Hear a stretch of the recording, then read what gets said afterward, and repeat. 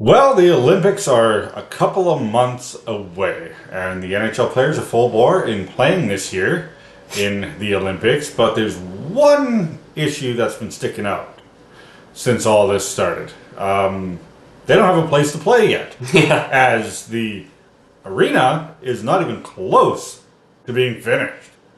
And on top of that, it's smaller than an NHL rink, which is mind-blowing to me how they screwed that up.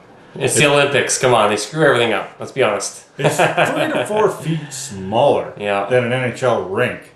Like, wouldn't you think that they would have had this planned months ago?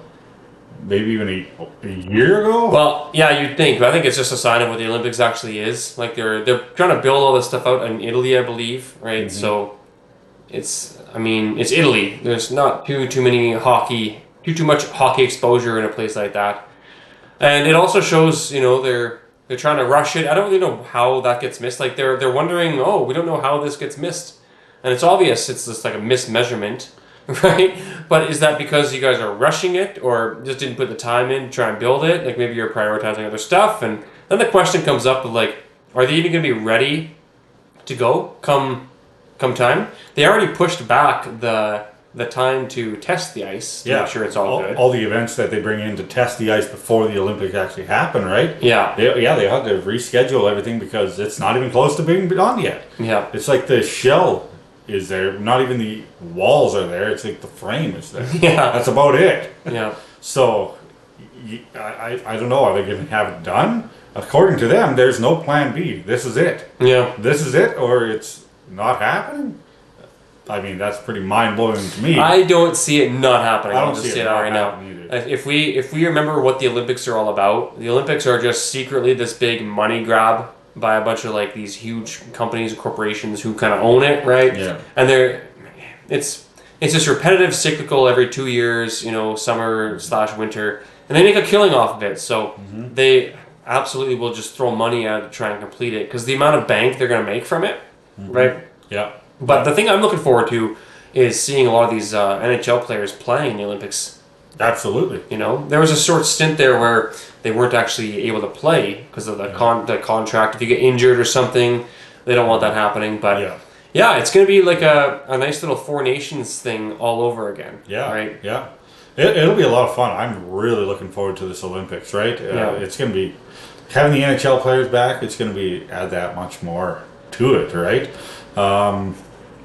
Yeah. It makes you think like, you're going to have Crosby, McDavid, and the like on the Canadian team. Yeah. And it'll be interesting to see how good Crosby plays because we all know he can play playoff hockey really, really well. Mm-hmm. And usually when he's in this type of scenario, he plays his heart out. But also McDavid, I think it was McDavid that came up huge in the Four Nations, right? He did. He scored the winning goal to win it all. Yes. So that's where Crosby, I think after the game was like, it was his turn. It's his time to shine. But it's nice, when you're McDavid to have the backing of Crosby and to have all these other players who usually you're playing against. In this case, you're playing with. And Nathan McKinnon. Yes. Also be there, and he is having an incredible season. Yeah. He is playing number one. Unbelievable. Yeah, absolutely. Like 46 points thus far. Yeah, and like just not even half the season yet. A little over Celebrini, actually, who's really turning a lot of heads. He's got 40 points now. And Bedard is, I think, just under him with something around that, too. He is playing phenomenal well, but he's not on the roster yet. No? With Canada's Olympic team. He has not yet made the roster for that team. We have too many good players. Right? Yeah, we have a lot of... Is Celebrini Canadian? Yes. Huh. Absolutely. Of course. Yeah. Just kidding. He is also Canadian. I didn't know that. I thought he would have been something with his last name. Yeah, no. He is Canadian. He was born in Vancouver.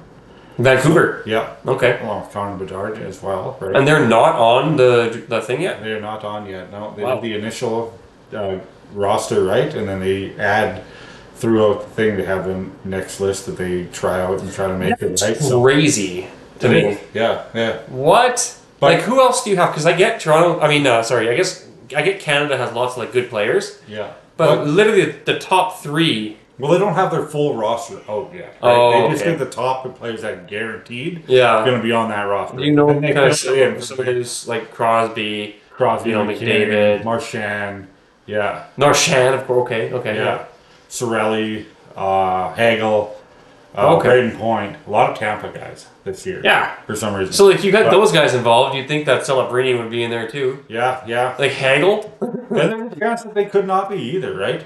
Well, I guess it's because they're centers. Well, there's centers too, yeah, but there's a lot of see if they want to bring the more experienced older guys. I think they should involve both those guys. Yeah.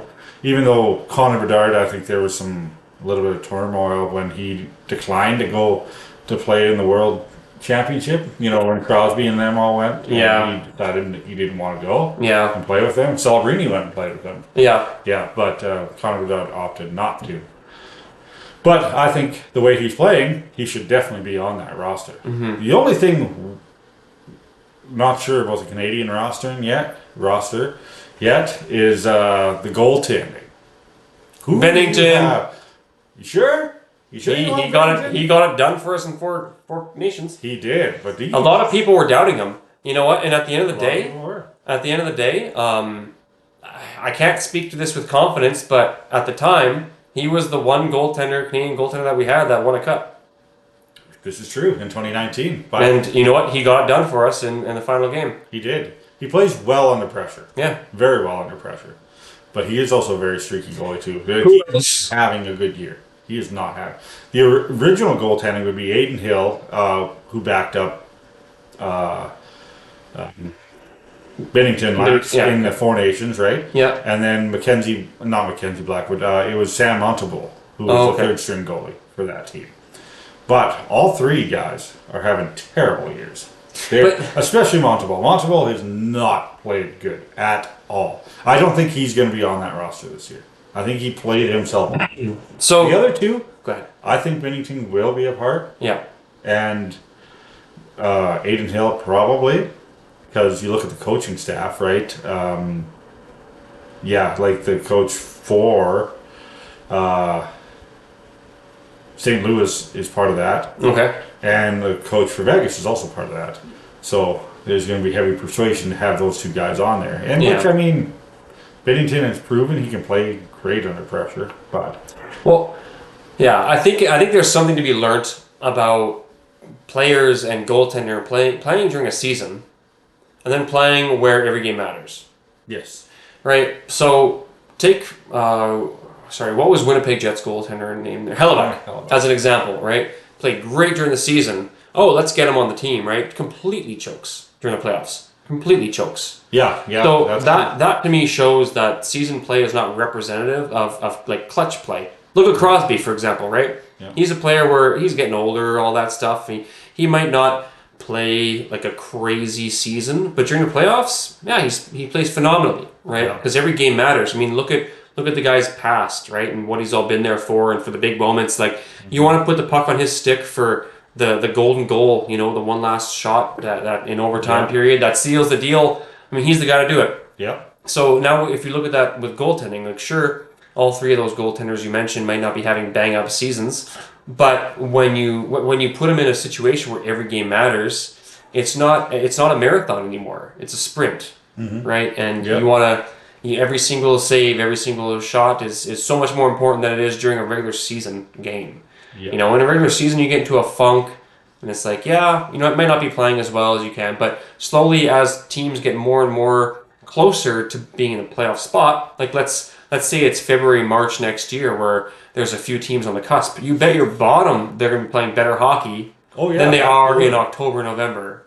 Absolutely, right? So that's where I'd say, sure, Bennington might be having a bad season, but at the end of the day, he's shown himself to be a clutch player, right? Kind of like Bob Bobrovsky off of Florida. Yeah. You know, during the season, he's kind of like, he's just sitting there, he's doing good, but I think this last playoff season really showed that, or playoff little bout, really showed that he can really play when it matters. Yeah. And that's the difference, right? You got to judge a person based on their experience and their ability at dealing with those clutch moments. Because a lot of people, it's one of two ways when they're faced with a clutch moment. It's like, I'm going to succeed or I'm going to fail. and the fails are the Skinners, right? That's what you call a fail, right? He doesn't deal with a clutch situation well, Yes. and he'll grow from it, he'll learn from it, and he could possibly be that in the future. But at the same time, you have Bennington, who's that right now. Yeah, that's just true. Very, very true. But do you think he is the best option out of all the Canadian goaltenders, which is there's not an entire amount to choose from? That's the problem. Yeah. But you think he's the best option when you have Mackenzie Blackwood and Scott Wedgwood, both for Colorado. They've both been playing phenomenal this year. Do you know how many cups they have? I don't. 0. 0? Okay. Yeah.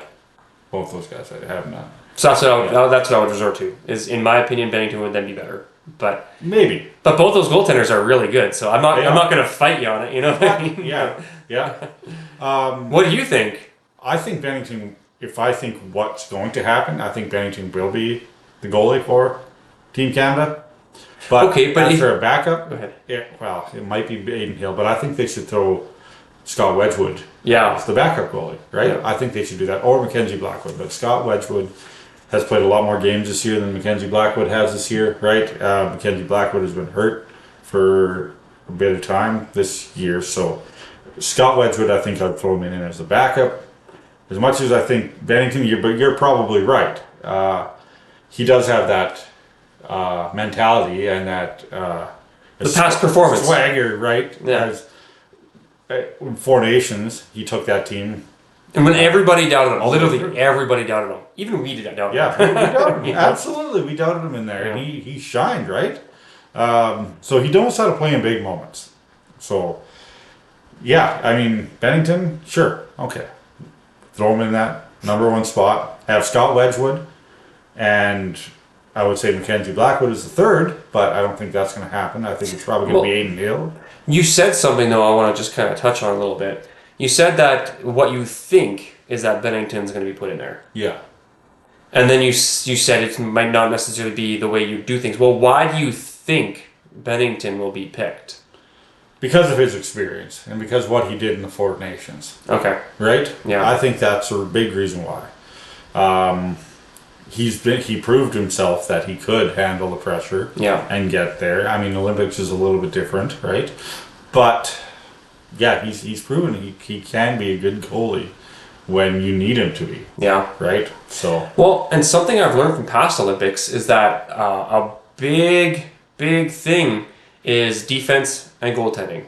Yeah. Like what I've seen in my past, Winter Olympics, like say 3 or 4 of them, is that the games are usually really, really tight knit, and especially when you get to the really challenging ones, right? And usually every goal matters, and it's like 2-1s or 3-2s, and it's really you got to have that defense and that goaltending. So I could see, if Bennington is a kind of hot and cold goalie, that could mess us up a little bit as Team Canada, right?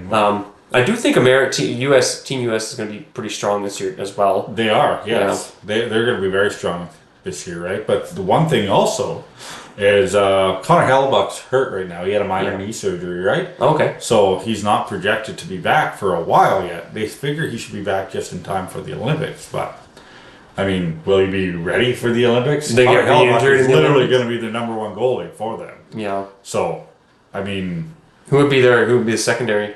Secondary for America? I'm not 100% sure at the moment. Yeah. Connor Hellebuck and actually don't know who they put their secondary. They usually, honestly, That's Gudemko's also hurt. Yeah. Because he would be probably the secondary goalie or their first goalie, but.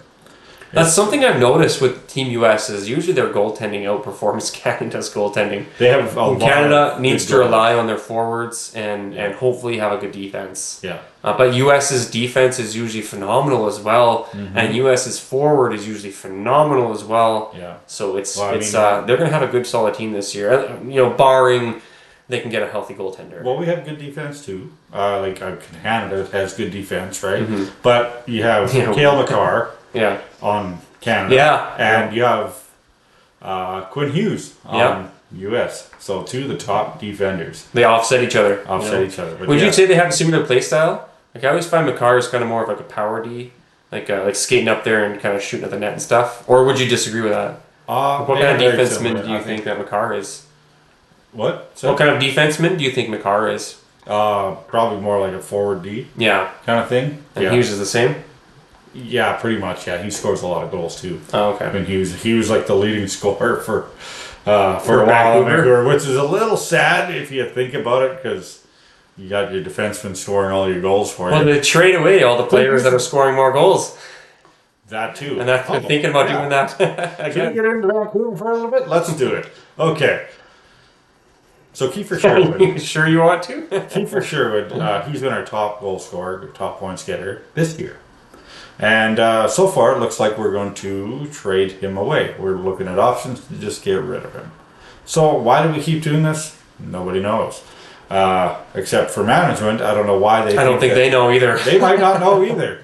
But they're going to try to... I don't know why we always do this. We have talented guys on the team who produce a lot of goals, a lot of points. Kiefer Sherwood did last year as well. But as soon as they start doing really well, we get rid of them. Mm-hmm. Can we not build around this team and get some good goal scorers like we have been? I mean, Pedersen hasn't been doing a whole lot. No. Well, maybe we can't get much for him now. Not as much as Sherwood, but why throw away the talent we have to try to get more draft picks and hopefully we get something else? Because they're going to try to get McDavid. No, I'm kidding. Try to get McDavid, yeah. Yeah. That's last week's news. He just signed 2 more years, so... Yeah, so he's not going to be available for a while. Yeah. But, also Vancouver, the way they're playing this year, do you think Quinn Hughes is going to stick around? No. Or do you think they're going to get rid of him? You think they're going to trade him? Or are they going to let him walk? Well, when's his contract up? Next year. I can't see him sticking around. 2 years, maybe. So... Much like McDavid, you know, if they feel like they're not gonna be able to keep him, then they might try and trade him away, get some money out of him. And if not, then I think I could see him. I could see him walking. Yeah. I mean, what would you do? Well, I would try to if there's no hope in keeping him. I guess we could. No, what would you do if you were him? At the moment, probably go. Yeah, you know what? I bet you this Vancouver team is frustrating him. I know that it is. The way it's run and everything like that, right? The whole Pedersen and JT Miller feud, the coach leaving because of all that stuff. It's just like all the turmoil in Vancouver right now. Oh, man. Plus, he has an opportunity to play with his brothers over in New Jersey. Or... If that went that way. Or... Toronto Maple Leafs. They got the money. They got the money. You would go there. They got the Martin money, right? Yeah, exactly. Yeah. They paid him enough. And you know what? That would be such a key into what the Leafs need right now. It's not even funny. That would be insane. That'd be a perfect fit for them, I think. Yeah. Yeah. But you get the points generation of Marner. Well, maybe not as much, but you get some of that back, as well as a stud of a defenseman. Oh, yeah. That's exactly what Toronto needs right now. Yeah. Yeah, if they can get Quinn Hughes, which I hope doesn't happen. Shut up. You kind of hope it does, though. Come on. No, I want Quinn Hughes. He's like the best player on this team, right? Yeah. So losing him would be a massive hole. And we need a goaltender, too. Let's just be honest. Vancouver needs a goaltender. Thatcher Demko is missed way we'll too give you much. Wall. Joseph Wall? No. He's amazing. No, you can keep Wall. We'll give you Stolars. He's a little injured. Stolars. Reimer it is.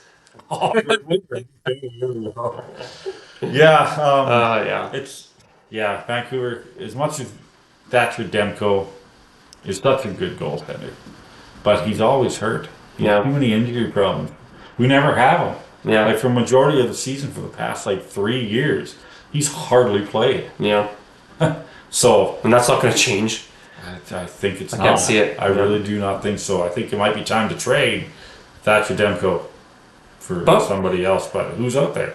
We'll see if he bounces back and is healthy and decides, play in the Olympics. That'll be pretty cool to see. It would be finally get to see him play more ice time than you have on Vancouver with on the Olympics. I really don't know the timetable for Demko's injury or his return. They haven't said a whole lot about it yet, so maybe he'll be ready for the Olympics. Maybe not. Maybe. I'm not too sure, but it'd be good to see him back out on the ice, even for the Olympics, right? Either backing Connor Hellebuck or vice versa, right? Mm-hmm. I'm assuming backing Connor Hellebuck because the injury issues, but Connor Hellebuck's also out. So Yeah. U.S. says hoping that they will get both those goalies back in time for the Olympics, as long as the rink is built. Yeah, right. And we'll see on that. Because if not, well. But that is all the time we have for tonight. Thanks again for watching Hockey Talks, and we'll see you next time. Bye.